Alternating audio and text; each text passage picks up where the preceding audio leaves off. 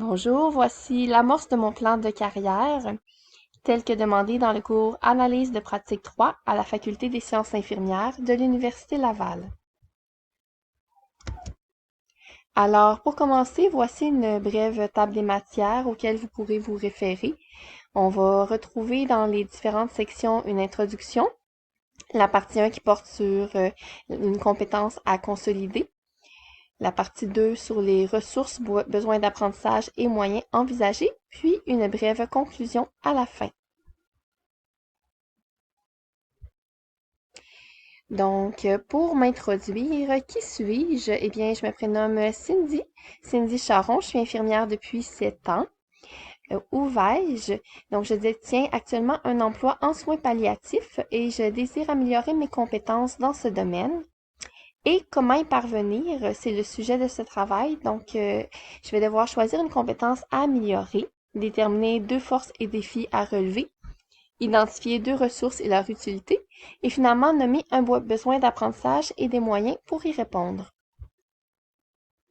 Donc, en ce qui concerne mon emploi actuel, moi, je travaille en soins palliatifs. C'est un milieu où on considère la personne comme étant le patient et ses proches. Donc, on accompagne autant le patient pour des besoins psychologiques, physiques, que les proches. Donc, les patients en tant que tels, il s'agit de gens qui sont hospitalisés en fin de vie, qui ont reçu un pronostic engagé avec une espérance de vie plus petite que 3 mois.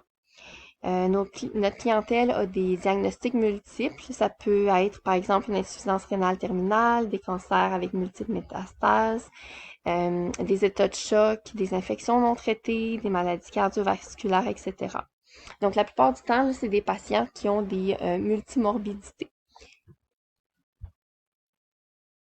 Ensuite, je devais vous parler de 2 aspects importants dans mon rôle d'infirmière. Donc, le premier aspect, je voulais vous parler, c'est le rôle d'advocacy de l'infirmière. Ça a été nommé, entre autres, par les normes de pratique canadiennes en soins infirmiers palliatifs. Donc, eux, ils disent que l'infirmière soutient et défend les intérêts de la personne face à l'expérience de la vie et de la mort. Donc, effectivement, on se retrouve avec une clientèle parfois qui n'est plus en mesure de défendre ses intérêts. Donc, c'est à nous comme infirmières de le faire, que ce soit auprès de leurs proches, des fois, et d'autres fois auprès de l'équipe médicale.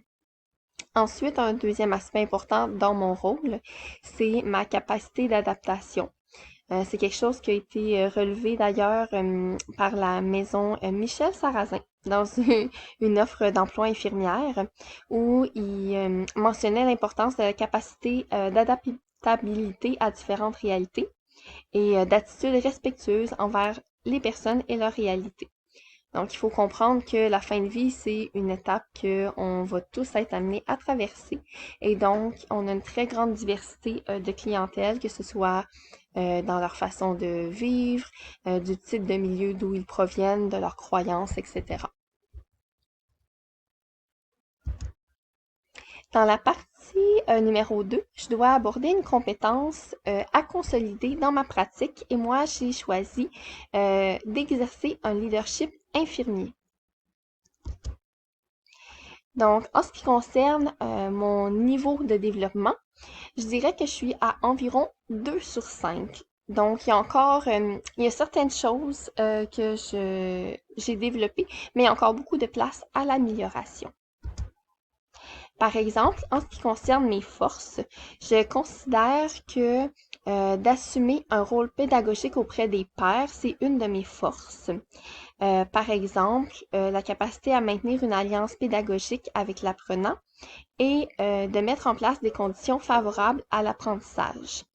Donc, dans ma pratique, comme ça fait 7 ans que je suis là, je suis parfois amenée à orienter des jeunes CP ou des infirmières qui arrivent sur notre département pour la première fois.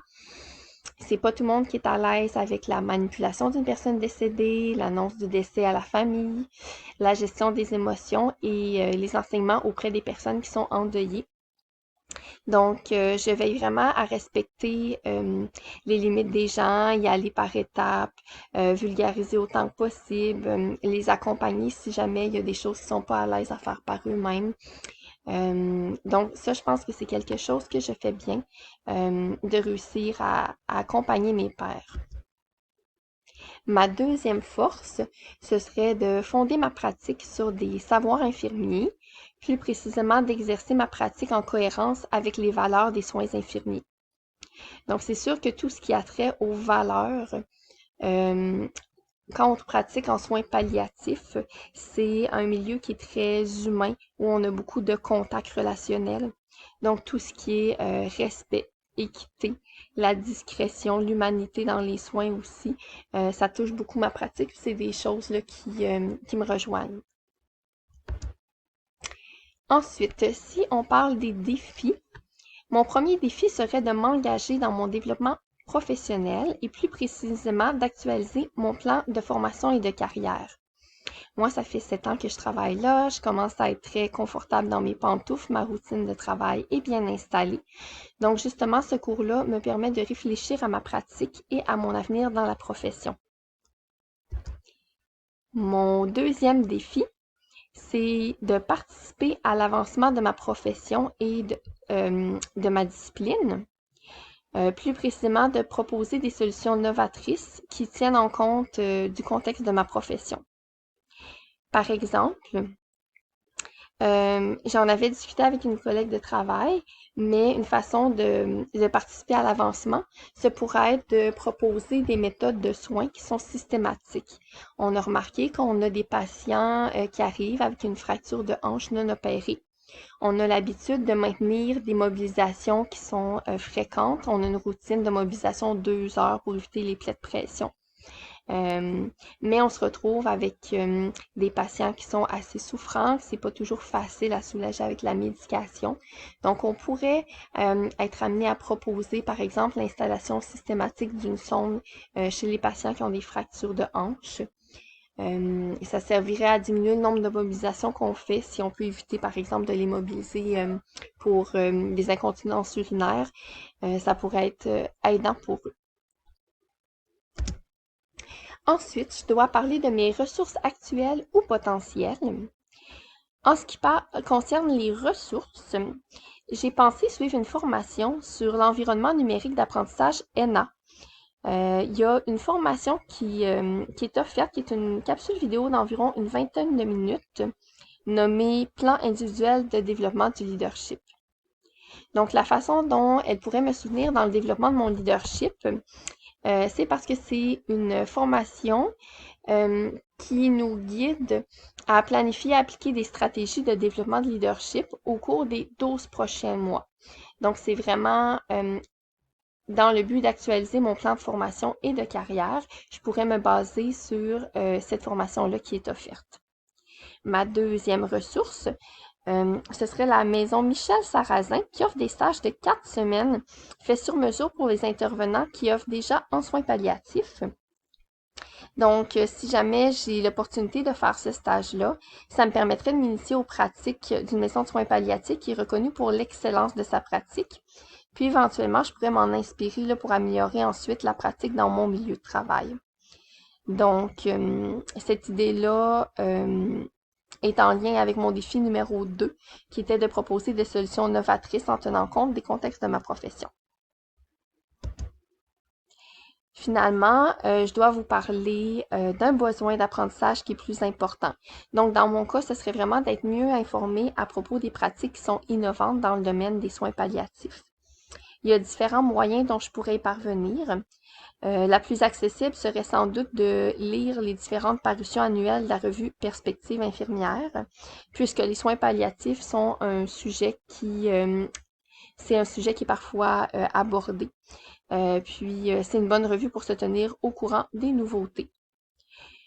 Le deuxième moyen que je pourrais utiliser, ce serait d'assister le 11 et 12 mai prochain au Centre des congrès du Québec, au congrès de l'Association québécoise des soins palliatifs.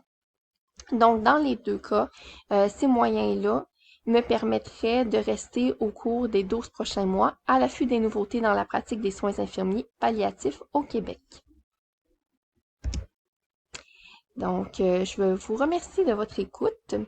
Et pour conclure cette présentation, je crois que ce cours est fortement aidant pour prendre le temps de réfléchir à sa pratique et à des façons concrètes de l'améliorer.